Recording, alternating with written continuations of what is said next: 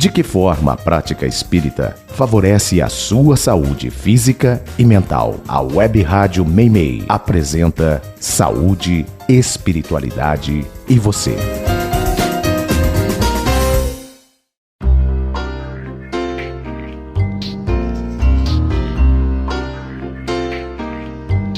Olá, queridos amigos, amigas, ouvintes da Rádio Meimei.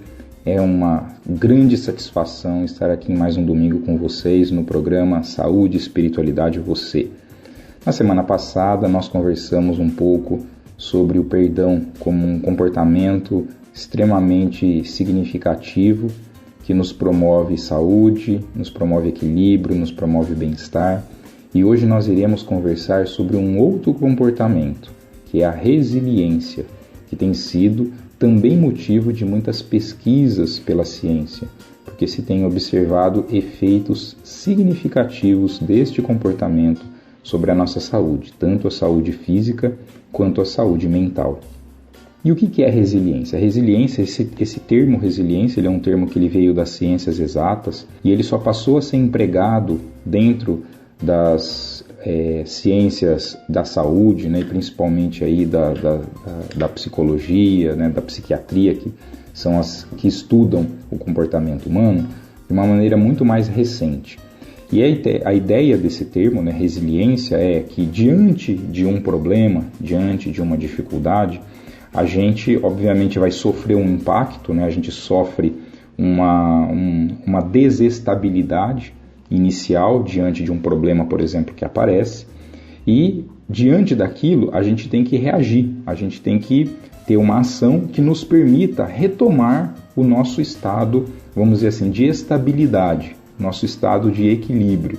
Porém, na resiliência, nessa ideia da resiliência, né, a gente nunca retoma exatamente do jeito que a gente era antes, porque a gente aprende com aquele momento, com aquele problema, com aquela situação que nos trouxe esse momento de desestabilidade, né, que nos tirou da zona de conforto.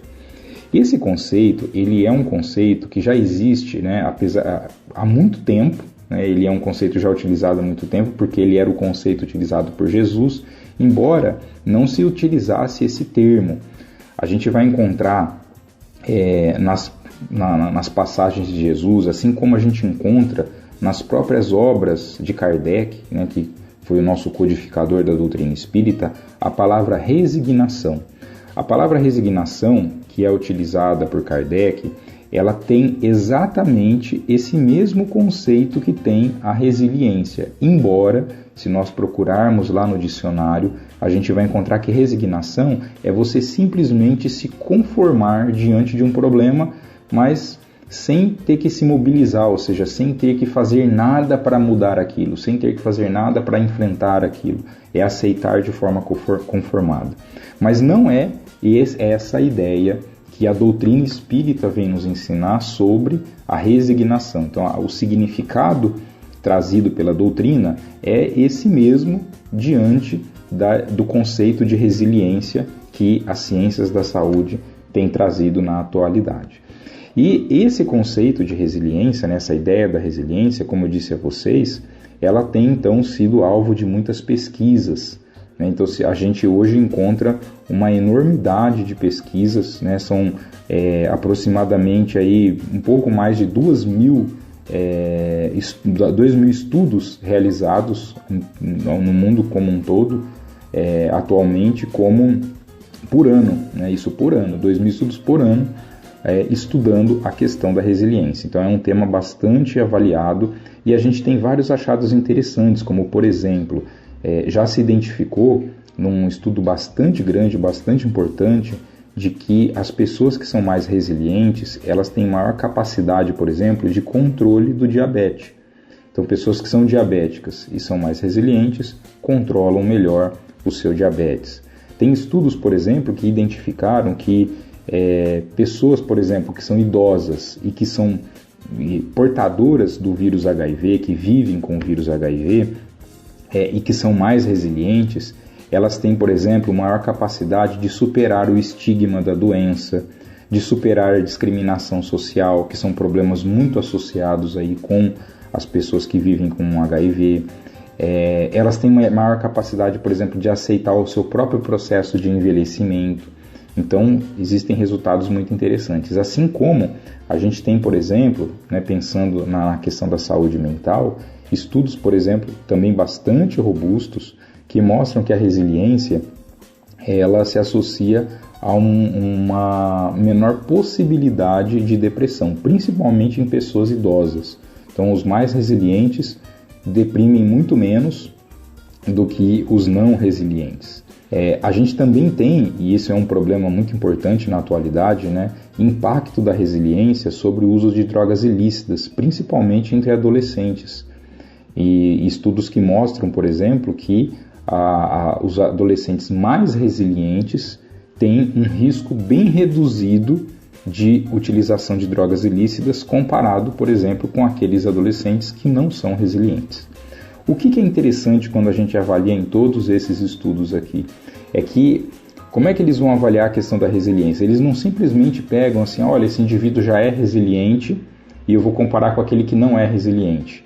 Não, os estudos, eles treinam as pessoas a serem resilientes. Então, a boa parte deles, como que ele é realizado? Você tem um grupo de pessoas que vão ser avaliadas e com a vida continua do jeito como era antes, né? Eles não sofrem nenhum tipo de intervenção. E um outro grupo de pessoas, que serão os considerados resilientes, eles são treinados a ser resilientes. Então existe todo um treinamento psicológico para fazer o indivíduo aceitar aceitar assim, incorporar esse problema, incorporar esse conceito para a sua vida, esse modo de agir diante de um problema, diante de uma dificuldade. Então essas pessoas são treinadas, e isso que é bastante interessante, porque mostra que esse comportamento, ele é um comportamento que ele pode ser aprendido, ele pode ser assimilado por nós. É uma questão de exercício, é uma questão de prática, da gente treinar esse comportamento que tem se mostrado bastante grande. E como eu disse a vocês, essa ideia da resiliência ela é uma ideia que vem já desde Jesus. Jesus ensinou muito sobre resiliência. Quando a gente vai encontrar, né, nas bem-aventuranças, né, bem-aventurados os brandos, ou os mansos e pacíficos, a gente já vai encontrar ali o conceito da resiliência. Por quê? Porque Jesus dizia para nós que um dos comportamentos ou um dos sentimentos que mais podem nos prejudicar ao longo da nossa existência é a revolta. É a gente se revoltar diante dos problemas, é a gente se revoltar diante das situações. Se revoltar no sentido de o sentimento da revolta é algo que nos consome, que nos desgasta. É mais fácil a gente aceitar aquele problema, aceitar no sentido de admitir que o problema existe e não fugir do problema, porque a pessoa que se revolta, em geral, ela acaba buscando uma fuga, ou seja, ela não quer enfrentar aquele problema, ela não quer enxergar que o problema está ali, então ela acaba procurando mecanismos de fuga, de sair, de escapar daquele problema, de não ter que enfrentá-lo. A pessoa que é resiliente, ela vai conseguir olhar para aquele problema e vai admitir que ele está ali, ele está presente, então eu tenho que encará-lo, eu tenho que enfrentá-lo. E de alguma forma eu preciso achar um modo de lidar com aquilo. Há problemas na nossa vida que são solúveis, ou seja, que a gente tem como resolver aquele problema. E a gente precisa ter sabedoria para identificar quais são esses. Mas também temos que ter sabedoria para identificar que há problemas na nossa existência que eles não vão ter solução imediata. Às vezes ele só vai poder se resolver depois que a gente desencarnar. Por exemplo, existem doenças das quais não tem cura e que a gente vai ter que conviver com elas ao longo da nossa existência, até o nosso desencarne. Então não é possível resolver, mas é possível controlar, é possível a gente fazer algum tipo de tratamento. A pessoa que é resiliente, ela vai buscar esse caminho. Eu não consigo resolver, mas eu consigo lidar com aquilo, eu consigo conviver com aquilo. E isso que é bastante importante. Dentro da doutrina espírita, esse conceito ele se faz de uma maneira muito significativa para nós, porque Kardec, desde do Livro dos Espíritos e depois no Evangelho segundo o Espiritismo, ele vai trazer isso de uma maneira muito importante, falando para nós que todos os problemas que acontecem na nossa vida, ele sempre tem uma causa, e uma causa justa. Até porque Deus é justo. Então Deus não permitiria que nenhum problema que acontecesse conosco não tivesse um motivo para estar ali, não tivesse um motivo real. Esse conceito ele é muito importante, porque ele é um conceito que já nos permite desenvolver em nós a resiliência, entendendo que a gente não deve se revoltar contra os problemas, contra as dificuldades, mas sim sermos resilientes, ou seja, admitirmos a existência do problema. Se ele está ali, é porque há um motivo para que ele aconteça. Dentro do processo da lei de causa e efeito, que nós sabemos que rege a todos nós, tudo aquilo que acontece conosco vem para a nossa melhoria, vem para o nosso crescimento. Então, se há um problema que eu tenho que enfrentar, é porque ele é importante para o meu crescimento. Eu tenho que procurar encontrar ali o que eu posso melhorar, o que eu posso melhorar dentro de mim, o que eu posso melhorar com os meus comportamentos, o que eu posso melhorar diante do meu olhar para a vida, do meu olhar para o enfrentamento das situações, porque ele sempre vem nos trazer alguma lição. E é isso que nós temos que buscar. E ao fazer esse exercício, a gente vai encarar o problema de uma maneira muito mais tranquila, com muito menos sofrimento, com muito menos ansiedade, com muito menos angústia, e nos vai dar uma capacidade de enfrentá-lo, ou seja, de encontrar soluções muito melhores do que se a gente simplesmente tentar fugir ou simplesmente se lamentar, ficar se lamentando diante de um problema, diante de uma dificuldade.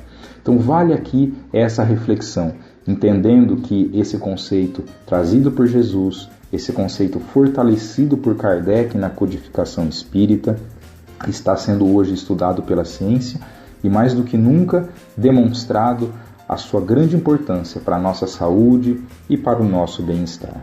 Um grande abraço a todos vocês, um ótimo domingo.